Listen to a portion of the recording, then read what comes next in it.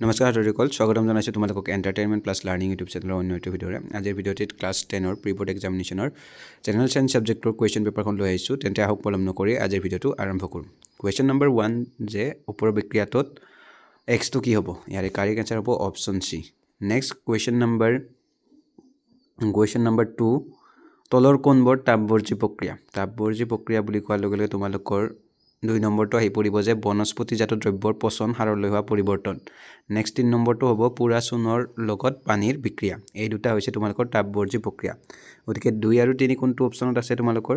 2 আৰু 3 আছে তোমালোকৰ অপচন ডি গতিকে অপচন ডি টো হ'ব তোমালোকৰ correct answer next question number 3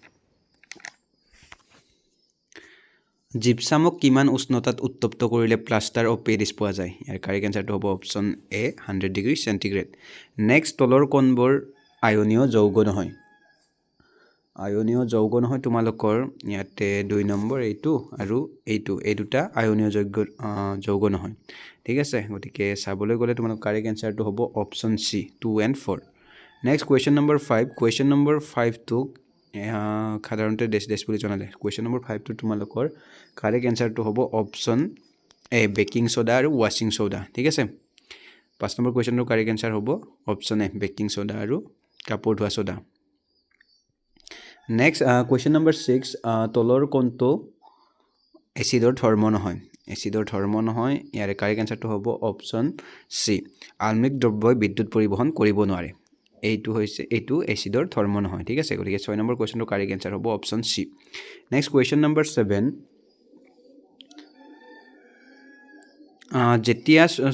যেতিয়া সোণৰ পানীৰ মাজেৰে পাৰ কৰা হয় ই খোলা হৈ পৰে এইটো শুদ্ধ দেন ৰিজনটো দিছে তোমালোকৰ CaCO3 উৎপন্ন হয় যি প্ৰাণীত অদ্ৰৱণীয় গতিকে যুক্তি যদি চাবলৈ যাও ইয়াতে এ আৰু আৰ দুয়োটাই সত্য আৰু আৰ এ এৰ শুদ্ধ ব্যাখ্যা কৰে গতিকে অপচন এটো হ'ব তোমালোকৰ ইয়াতে কাৰেক্ট আনসাৰ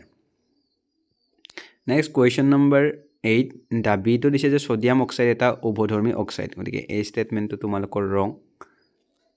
দেন আৰ2 দিছে তোমালোকৰ জীৱৰ ধাতব অক্সাইডে এসিড আৰু ক্ষাৰক উভয়ৰ লগত বিক্ৰিয়া কৰে তাকে উভধৰ্মী অক্সাইড বোলে আৰু এইটো হৈছে তোমালোকৰ কাৰেক্ট গতিকে যদি চাবলৈ যাও এটো তোমালোকৰ ফলছ আৰু আৰ2 হৈছে ট্ৰু গতিকে ইয়াতে কাৰেক্ট আনসাৰটো হ'ব option D next question number 9 পৌষ্টিক স্তৰৰ ওপৰফালে থকা জীৱসমূহৰ গাত ক্ষতিকাৰক পদাৰ্থসমূহ অধিক পৰিমাণে জমা হয় এইটো কাৰেক্ট নেক্সট ৰিজনটো দিছে তোমাৰ খাদ্য শৃংখল 3 বা 4 পৌষ্টিক স্তৰৰ ওপৰলৈ পোৱা নাযায় এইটো তোমালোকৰ শুদ্ধ কিন্তু এইটোৱে হেতুক শুদ্ধভাৱে ব্যাখ্যা নকৰে গতিকে ইয়াতে তোমালোকৰ যদি চাবলৈ যাও কাৰেক্ট আনসাৰটো হ'ব বি এ আৰু আৰ দুয়োটাই শুদ্ধ কিন্তু আৰ এ এক ব্যাখ্যা নকৰে দুয়োটাৰ মাজত সম্পৰ্কটো নাই নেক্সট কোৱেশ্চন নম্বৰ 10 কোনটো ধাতুৰ সালফাইড আকৰিক হল চিনাবাৰ ইয়াৰে কাৰেক্ট আনসাৰটো হ'ব তোমালোকৰ অপচন বি মাৰ্কুৰী বা পাৰা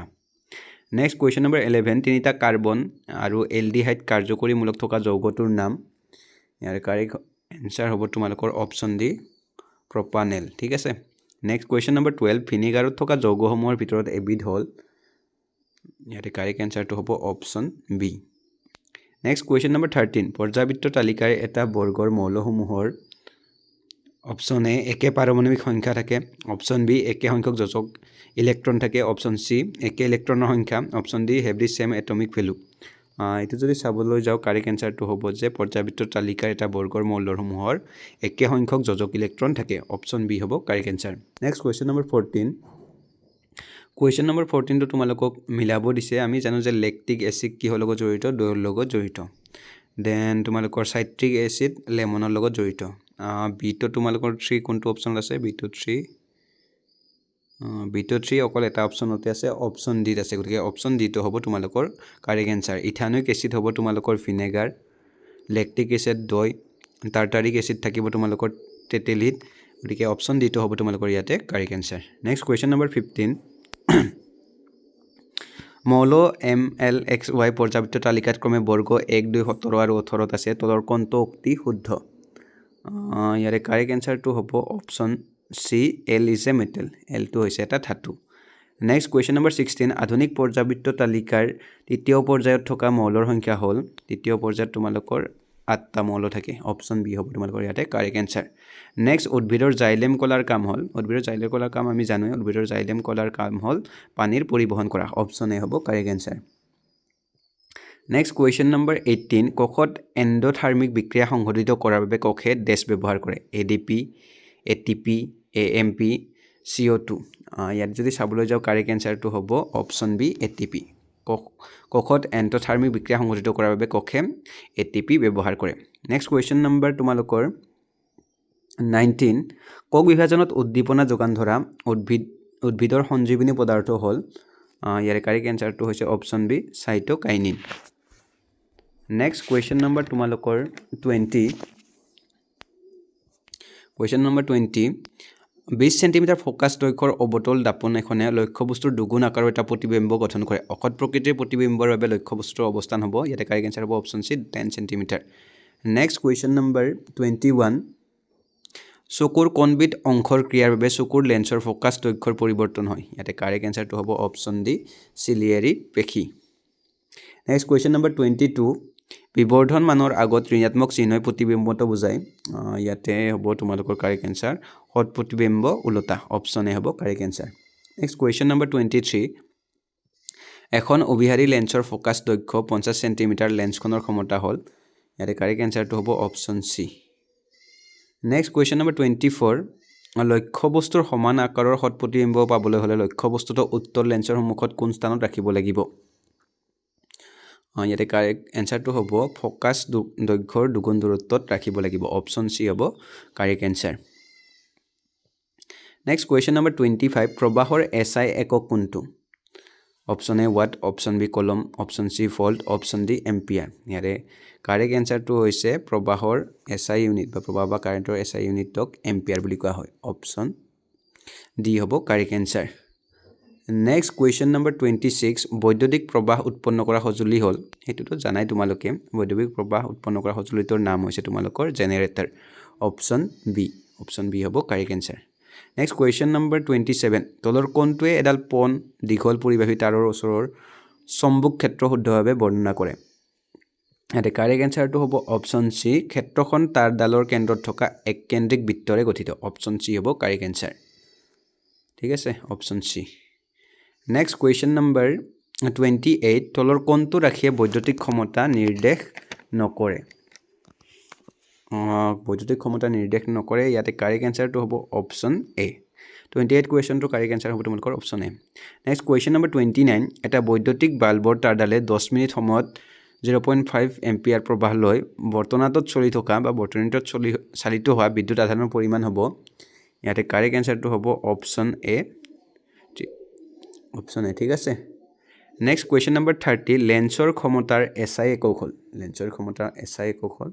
একেবাৰে সহজ কুৱেশ্যন এইটো ডায়োপ্টাৰ অপশ্যন বি হ'ব correct answer next question number 31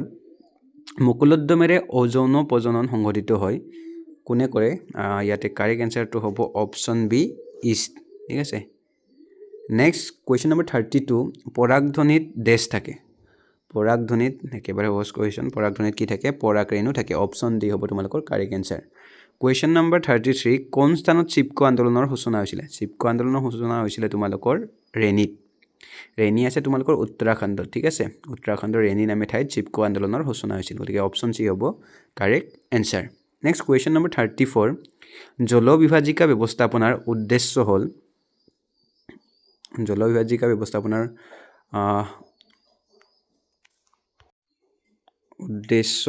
ইয়াতে যদি চাবলৈ যাওঁ জলবিভাজিকা ব্যৱস্থাপনাৰ উদ্দেশ্য পানী সংৰক্ষণ কৰা হয় মাটি সংৰক্ষণ কৰা হয় জৈৱ ভৰ উৎপাদন বৃদ্ধি কৰা হয় লগতে প্ৰাকৃতিক ভাৰসাম্য ৰক্ষা কৰা হয় গতিকে এনেকৈ চাবলৈ গ'লে তোমালোকৰ কাৰেক্ট এনসাৰটো হ'ব অপশ্যন ডি ওপৰৰ সকলো ডি ঠিক আছে নেক্সট কুৱেশ্যন নম্বৰ 35 কুৱেশ্যনটোৰ তলৰ কোনটো জীৱাশ্ম ইন্ধন নহয় বুলি সুধিছে ইয়াতে যদি চাবলৈ যাওঁ 35 কুৱেশ্যনটো কাৰেক্ট এনসাৰ হ'ব অপশ্যন এ বায়োমাছ বা জৈৱ গেছটো জীৱাশ্ম ইন্ধন নহয় নেক্সট কুৱেশ্যন নম্বৰ 36 পৰিস্থিতি তন্ত্ৰত শক্তিৰ প্ৰবাহ সদায় এইটো একেবাৰে সহজ কুৱেশ্যন পৰিস্থিতি তন্ত্ৰত শক্তিৰ প্ৰবাহ সদায় একমুখী হয় অপশ্যন এ হ'ব ইয়াতে correct answer next question number 37 বিদ্যুৎ চুম্বকীয় আৱেশৰ পৰিঘটনা হৈছে ইয়াত যদি চাবলৈ যাওঁ কাৰেক্ট এনচাৰটো হ'ব অপশ্যন চি চম্বুক আৰু কুণ্ডলীৰ মাজত আপেক্ষিক গতিৰ বাবে কুণ্ডলীত আবিষ্ট প্ৰবাহ সৃষ্টি হোৱাত প্ৰক্ৰিয়া অপশ্যন চি হ'ব correct answer 37 next question number 38 মানুহৰ বৃক্ক দুটা কোনটো তন্ত্ৰৰ অংশ এটোতো একেবাৰে সহজ কুৱেশ্যন মানুহৰ বৃক্ক দুটা আমি জানোৱে যে আমাৰ ৰেচন তন্ত্ৰৰ অংশ অপশ্যন ডি হ'ব correct answer next question number 39 Bharat চৰকাৰৰ অমৃতা দেৱী বিষ্ণুই ৰাষ্ট্ৰীয় বঁটাৰ ক্ষেত্ৰ হ'ল ইয়াৰে কাৰেক্ট এনচাৰটো হ'ব option B wild life conservation বা বন্যপ্ৰাণী সংৰক্ষণ next question number 40 question number 40 তলৰ কোনটো সংপৃক্ত হাইড্ৰকাৰ্বন যৌগ ইয়াতে কাৰেক্ট এনচাৰটো হ'ব অপশ্যন ডি ঠিক আছে নেক্সট কুৱেশ্যন নম্বৰ 41 সমস্ত অংগৰ এটা উদাহৰণ হৈছে ইয়াতে কাৰেক্ট এনচাৰ হ'ব অপশ্যন ডি পাৰৰ পাখি আৰু মানুহৰ হাত next question number 42 1 EV is equal to 42 কুৱেশ্যনটোৰ কাৰেক্ট এনচাৰ হ'ব option A next question number 43 আমাৰ জিনীয় হাছৰ পৰা আমি ডেছ আভাস পাওঁ ইয়াৰে কাৰেক্ট এনচাৰটো হ'ব আমাৰ জিনীয় হাছৰ পৰা আমি আফ্ৰিকান মূলৰ ঠিক আছে আমি আফ্ৰিকান মূলৰ হেইটো পাওঁ ঠিক আছে গতিকে অপশ্যন বি হ'ব correct answer next question number 44 প্ৰাকৃতিক নিৰ্বাচন সূত্ৰ কোনে আগবঢ়াইছিল প্ৰাকৃতিক নিৰ্বাচন সূত্ৰ তোমালোকৰ কোনে আগবঢ়াইছিল অপশ্যন ডি ডাৰউইনে আগবঢ়াইছিল নেক্সট কুৱেশ্যন নম্বৰ 45 তলৰ কোনটো পৰম্পৰাগত শক্তিৰ উৎস নহয় সেইটো সুধিছে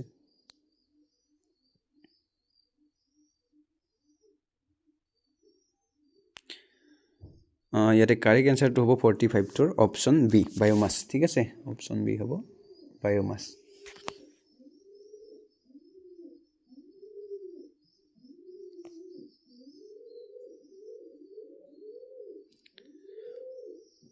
বাকি কুৱেশ্যনখিনি তোমালোকে চাই লোৱা